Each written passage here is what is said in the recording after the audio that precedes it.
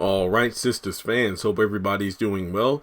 Believe it or not, despite not being a big Andi fan as of the past season and a half or so, I do think that I don't even think it's a lot of people. I think there's still a number of people who want to throw some shade her way, but Andi is not at all to blame for the situation that may actually break up Zatima. So Andi's a lawyer and attorney. Well, I'm actually here to represent her about how Andi is not at fault for Zatima potentially breaking up in this week's episode. If anything, she might be a contributing factor in getting these two back together or reconciling, but let's talk about it. So before breaking it down, make sure you hit the thumbs up button to show you like the video. Hit subscribe because we're only a few hundred people away from 190,000 subscribers. Hit the bell icon and select all. That way you don't miss out whenever I post content on the channel. And follow me on social media. Links are in the description below. So, what was the initial plan? Fatima came to Andi's office and pretty much was suspicious that, hey, there was something specific I mentioned about my car to my girlfriend and my girlfriend only over the phone. And Hayden all of a sudden mentioned it as if I had told him in casual conversation. So he might be listening in on my work phone. And Andi was the one that said, you know what? Why don't you, create like a fake call where you're talking to your girlfriend and you mention certain things about Hayden, like, oh, he should dress down more. He should do this. He should do that. That way, the next time he comes into work, if he's wearing similar clothing to how you described on the phone, then we can bust him. Now, that was the initial plan.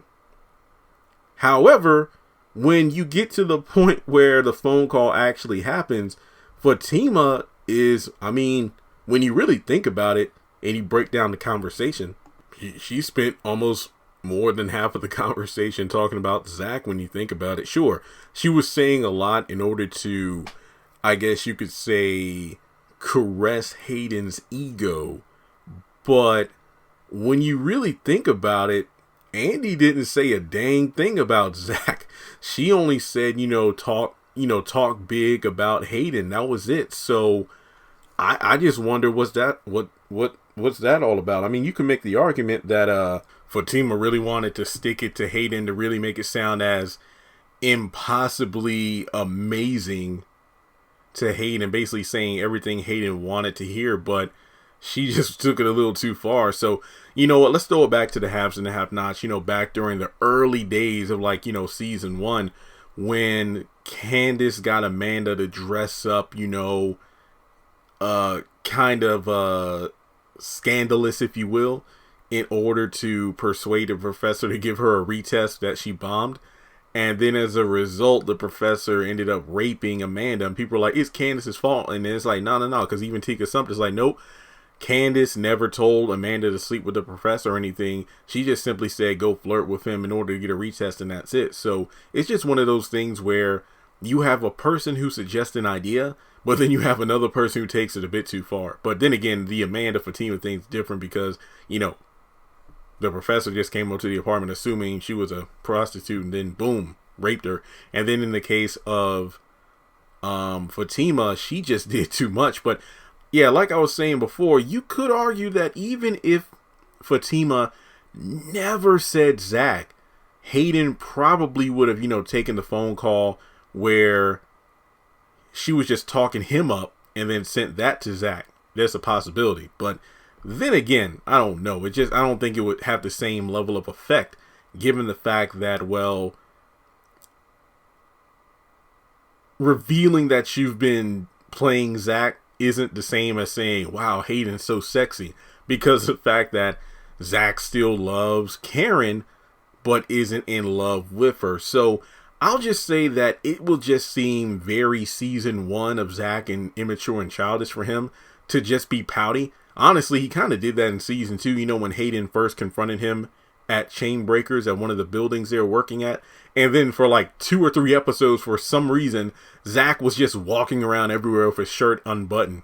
It was like, dude, what the hell? Why don't you just be mature, be a man, and tell Fatima what's up? So I feel like it's frustrating due to the fact that these two might break up due to the fact that neither one of them is informing the other of everything that's occurring. So there's that. Communication is definitely, I feel, the biggest obstacle for Zach and Fatima to work on and overcome as a couple. So that's really all I got to say. Andi is not at fault. She suggested the idea. Fatima was the one who just took it to the next level, and now it's blowing up in everybody's face.